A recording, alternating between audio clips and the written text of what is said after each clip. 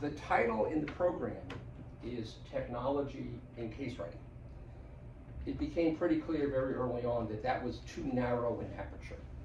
And what we're going to hear from Eric, and I'll introduce both Eric and Nasser in a few minutes, is that he's seeing a dramatic decline in the number of cases that are being written and the number of cases that are being actually used by Babson faculty relative to more interactive digital technology. So we decided we would talk about technology in business education and expand the aperture, okay?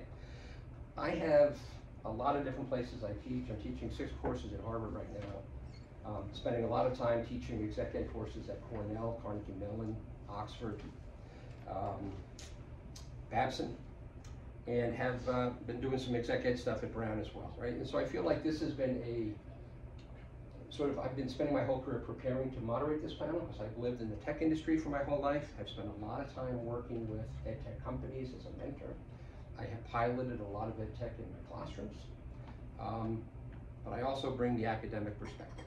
And so Eric runs the Babson Academic Technology and Innovation Group. Eric, would you please be kind enough to introduce yourself? Great, thank you very much. Yeah. My name is Eric Palson, Senior Director of Academic Technologies at Babson College. Babson College is located just outside of Boston in Wellesley. It's about 3,500 total population, including the graduate program. #1 in entrepreneurship for 30 years running, both in the graduate and undergraduate programs. My team is a group of instructional designers, instructional technologists, graphic and video editors, and look forward to the conversation today. I also teach out of our Operations Information Management group division a few different courses, including some technology-based and communication courses. And Eric's been in this role for 21 years, so he has seen some dramatic changes. I had the pleasure of working with Eric to film an asynchronous AI course about 3 weeks ago in the studio. He's got a real team of pros working with him. And Nasser, who is also a member of the board of the Case Association. There we go. Okay. Hi, I'm Nasser Minullah. Yeah. I'm Senior Lecturer for Technology Management in EBS Business School in Germany. We are located in Frankfurt, and there are about 5 private business schools in Germany, 5 to 6, and we are one of them. We are the oldest one, about 52 years old.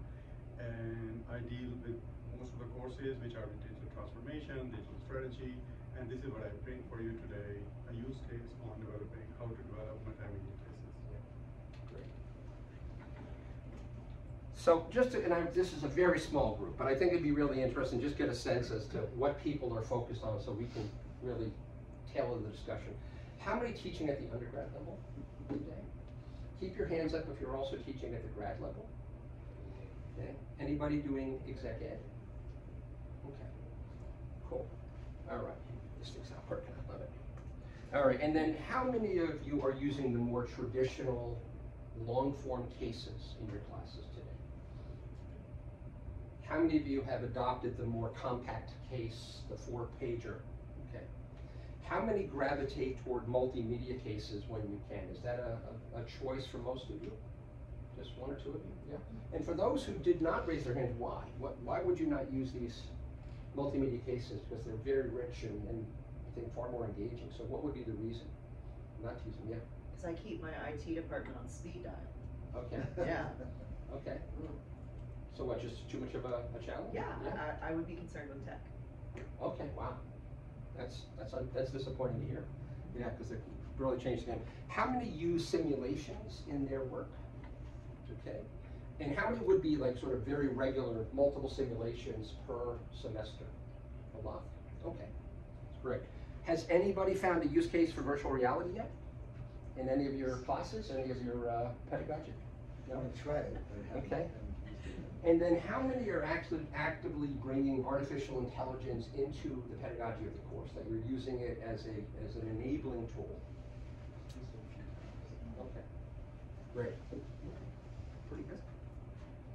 So, agenda. I'm just going to spend a few minutes setting the context, sharing the big picture, talking about the state of the art in tech today, and some AI-based case studies very quickly. And then I'm going to turn it over to Eric, who's going to walk you through a lot of different content, video-based content, both creation and repurposing and reuse. You know, his own point of view of seeing very much in the real world, the last 5 years especially, a huge movement away from cases and towards simulations and games. There's a teaching innovation fund that Babson has set up and running for about 15 years. It's kind of a proxy for what's going on in the market, and I think there's some very interesting outcomes there. And he'll summarize. And what's interesting is the juxtaposition between Eric and Nasser is Eric, of course, has the ability to bring a lot of resources to bear on behalf of his stakeholders, his professors. So he's on speed dial, and he likes being on speed dial. But there's also people, and many of you probably fall into the category that Nasser doesn't have that luxury. And so he's needed to then figure out how to do it yourself, right? So he's leveraging a lot of technologies that allow him to build a sim, and he'll demo a sim for us today. Okay, so big picture, there's no question that, you know, as I travel, I teach at a lot of different universities, I see very, very broad distribution of the use of technology in the classroom. Okay? It's stunning how much there is. Okay? Organizations like Babson are pushing the boundaries, right? Wharton is pushing the boundaries today, really pushing the boundaries. So the future is not evenly distributed. How many of you feel like you are working with state-of-the-art technology inside of your classrooms? Anybody have that confidence? No? There's my answer. A laugh. Okay. That's way better than a no. Thank you. Okay. And so I don't know how many of you know the Gartner Group. The Gartner Group has been around forever. They are able to provide input to technology consumers. They generate typically hundreds of thousands of dollars or millions of dollars in fees a year. And when you look at sort of this maturity curve, and they go on and talk about what is the single biggest historical disruption of all time, it is the World Wide Web. And the digital era began 25 years ago. And they compare it as a equivalent to World War II. Right? So we've been living in the digital era for 25 years. And there's still a lot of institutions that haven't gotten that memo yet. Okay? So we've seen historically, and I know there's a few of us in the room with gray hair or limited amounts of hair, okay?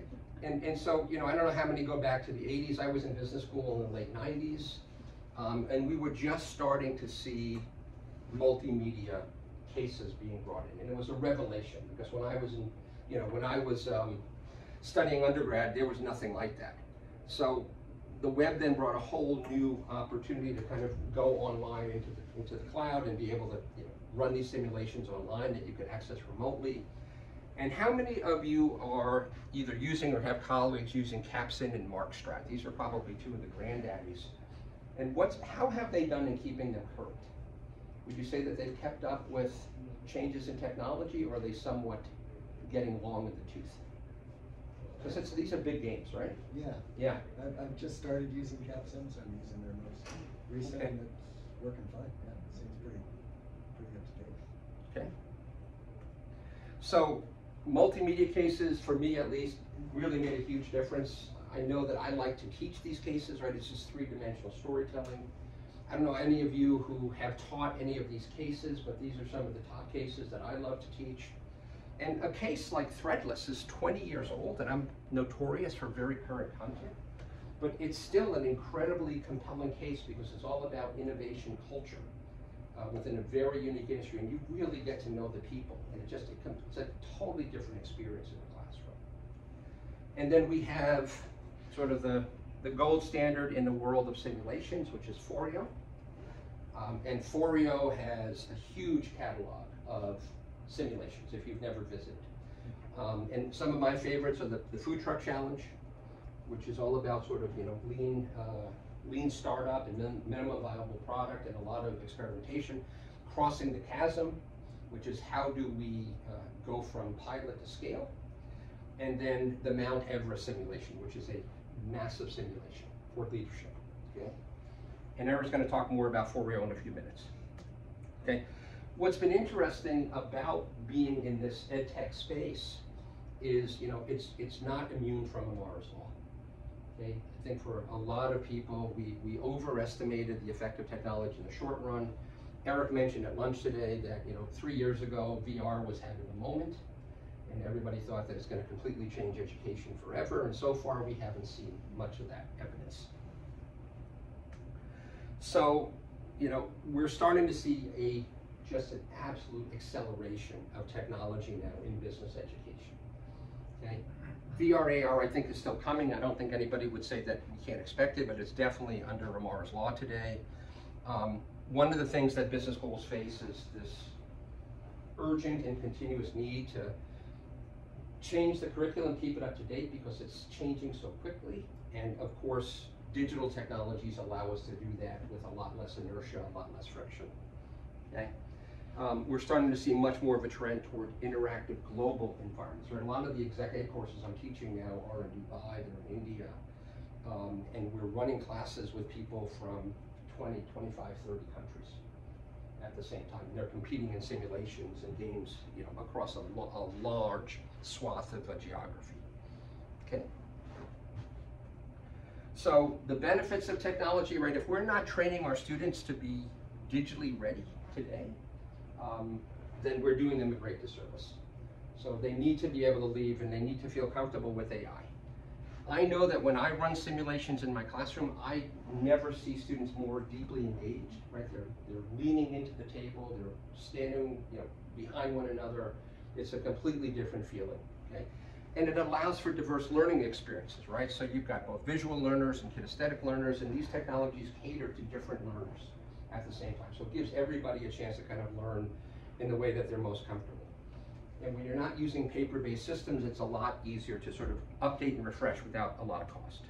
So let's just talk about education technology and how much that AI is going to affect it. It already is affecting it. Gartner, one more time, one of the least prone to hyperbole and the shiny new thing. And it took them 25 years to sort of position this up here. In year one, Gartner positioned generative AI as on the doorstep of revolutionary in 1 year. Okay, that to me is a very powerful anecdote, that they are looking at it with that level of, you know, projection of revolution. So the EdTech industry it's on fire when it comes to AI. This report comes from probably the most active early stage EdTech company in the US. They're called Reach Capital. And this actually is already dated. This comes from December.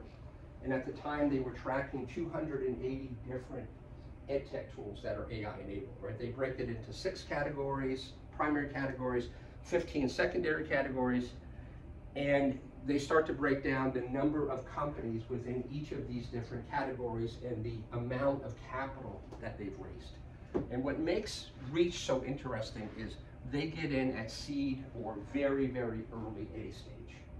So they're seeing a bit of everything right now. Okay, and so personalized learning and support, career and skill development, content creation are kind of the leading poles. And then how many of you use Canvas? So last week I had the privilege of doing the keynote at the annual Canvas Pandemonium event, where they are trying to integrate, they know they have to integrate AI, right? Canvas 15 years ago was a remarkably innovative tool. I'm not sure if too many people would accuse Canvas of being terribly innovative today, okay? They've gotten pretty long in the tooth. And so there's been a lot of frustration on the part of my students around a whole range of different things that I think AI can solve very dramatically. So I had a chance to spend the day with them, and they recognize that they're behind, and they recognize that they're going to have to do something. So this is not just coming to simulations or case studies, it's coming to learning management systems as well. Okay, and then finally AI, right? And if you go out and you start to look at what major B schools are using, right? Far more personalized learning experiences, right? Because it's able to create custom content, personalized content in real time. It's multimodal, so it takes the multimedia component and actually explodes it because of all the different ways you have to interact with a large language model. AI-driven simulations now are incorporating machine learning, so you can actually have a far more dynamic response than what you had in previous simulations, okay? And of course, this is allowing for even quicker real-time feedback than we have seen in the old simulation models of the S-year. Now, if you live in Boston, you've seen this before. Okay, this is Starrell Drive, which runs along the Charles River in Boston. And this is called getting starrowed. Okay, and this is someone not paying attention to the height of their truck. And so Harvard decided they were going to write a very short case, pilot a case, called Starrowed. And it just came out in March, so it's very new. And what it's really trying to do is it's trying to show students how you can use generative AI to do research on both the problem, right? Why is this happening? Even though there are so many different warnings about please make sure that before you cross under this bridge, you know exactly the height of your truck. And none of the measures have worked. Signage, social media campaigns, fines, other measures. So the question is, how do you do research around the nature of the problem? And then how do you ideate on potential solutions to the problem, which I find students love to do. Okay. And finally, we're going to see, I don't know how many of you have been following the work at Wharton, but they are absolutely leading by far what's happening in the world of AI pedagogy. And they've created a startup within Wharton called Wharton Interactive. And they are leaning very heavily into artificial intelligence, and they're building it into games, they're building it into simulations, they're building it into VR and AR, things that we've not seen before, right? So if you at least want to see what the gold standard is, Wharton Interactive, I believe, will be that gold standard based on everything that I've seen from them, some demos and some meetings down in Pennsylvania with the team. Very impressive. All right, and so this course, I'm going to be teaching a course at Babson starting in about 3 weeks. It's a virtual AI course. It's going to run for 3 weeks in June. And if you think AI is of interest to you, this is something that is, it's going to be very experiential. So we're going to form teams around either industry sectors or whatever.